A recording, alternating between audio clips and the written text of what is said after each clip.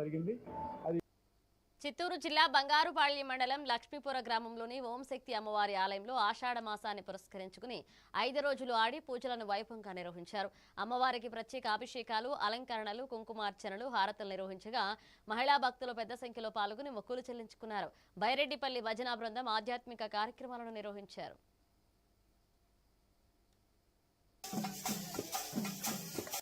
ప్రతి శుక్రవారం, మంగళవారం, పౌర్ణమి, అమావాస్య అర్చనలు, పూజలు, అభిషేకాలు జరుగుతుంది. ఇక్కడ చుట్టుపక్కల గ్రామస్తులందరికీ ఇక్కడ బిడ్డలు లేని బిడ్డలు పెళ్ళిళ్ళు మొక్కుబళ్ళు తీర్చుకున్నారు.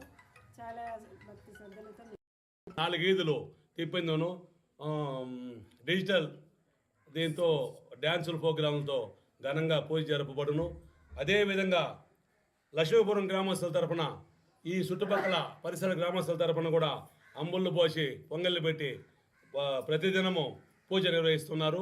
ఆడి పూజ అమ్మవారి ఆహ్వానం 2026 సంవత్సరం ప్రతి సంవత్సరం లక్ష్మీపురం గ్రామం రాగిమానిపెంట పోస్టు బంగారుపాలెం మండలం యందు ప్రతి సంవత్సరం కూడా అమ్మవారి బ్రహ్మోత్సవాలు ఇదే విధంగా జరుగుతాయి.